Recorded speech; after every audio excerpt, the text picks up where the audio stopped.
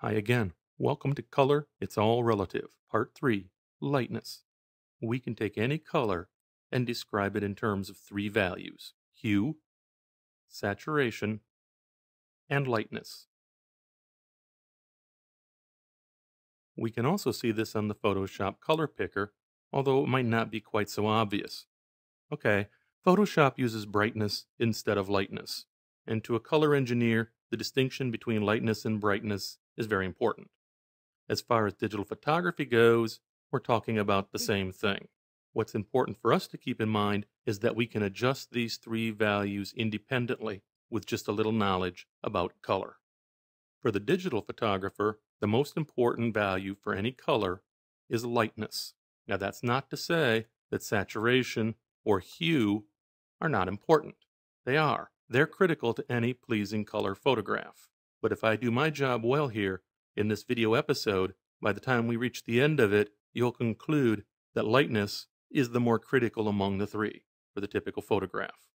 When we make adjustments to our photographs, it's critical to remember that lightness is relative, and that's appropriate for a video series entitled Color, It's All Relative. Now, I've got a very basic example here. I've taken a rectangle and I've superimposed it over a gradient background. Notice how the rectangle looks lighter on the left side and darker on the right side?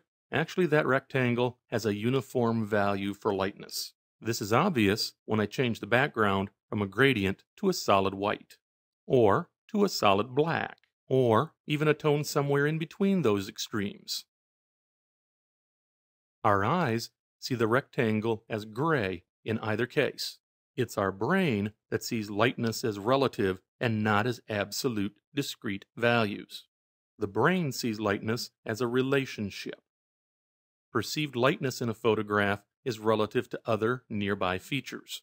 Once we understand this and we learn to control localized light values, we have more creative control over the appearance of our photographs. To become proficient digital photographers, we need to learn to see.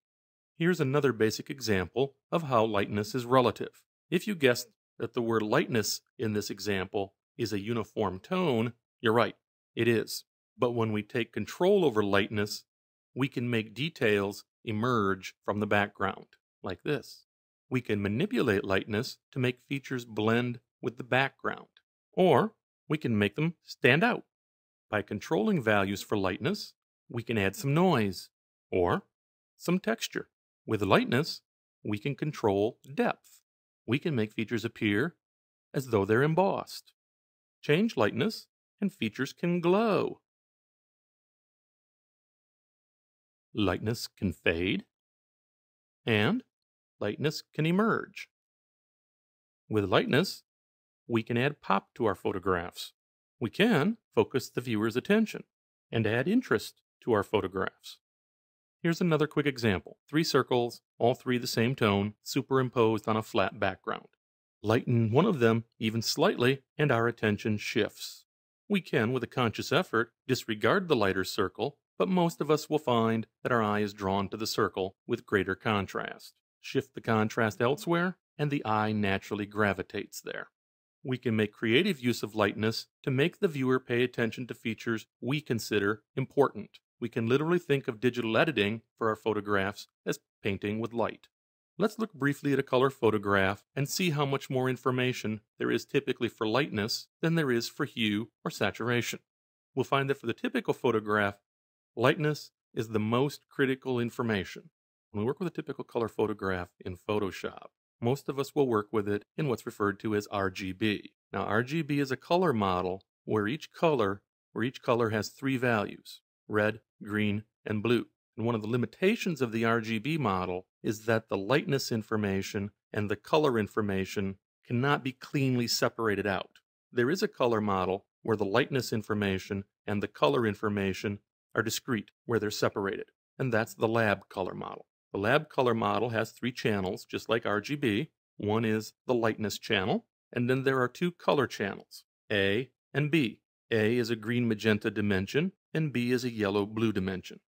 I've taken the same color photograph and converted it into lab so that we can look at the lightness channel. And here's the result. And we can see that there's lots of fine detail in this photograph. Some digital photographers use the lightness channel as a quick black and white conversion. Now you can do better black and white conversions, that's for sure, and you'll also notice that some detail that's very evident in a color photograph, like the separation between the canyon in the center of the photograph and its background, are less evident in the lightness channel. As I said, hue and saturation are also important components in a color photograph. Well, let's take a look at those color channels. And I think you'll agree that the lightness information is the most critical information in a typical photograph. Here's the A channel. This is the magenta green dimension. Now, there's certainly important detail in this photograph, but it doesn't look much like a photograph that you would want to have hanging on your wall. And in fact, if you look at the tree, there's a great deal of lost information there. Here's the B channel. This is the yellow-blue dimension. More detail in the tree, but then other detail, particularly on the right side of the photograph in the foreground, are lost.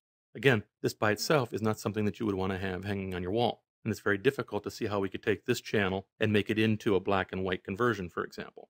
There are a couple of other color models where we can also break out separately hue and saturation from the lightness or the brightness of a photograph. And the one that we're going to focus on in these episodes is the HSL model. That has 3 channels, just like lab and RGB, one channel for hue, another for saturation, and a third for lightness.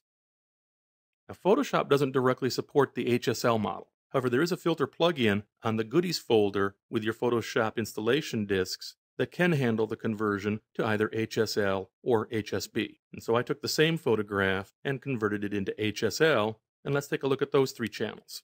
And so we'll start with them in order.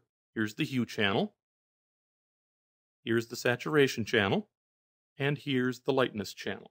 And again, as with lab, the HSL lightness channel has a lot of critical information to it. This looks like a photograph, and in fact, you could use this again as a simple black and white conversion.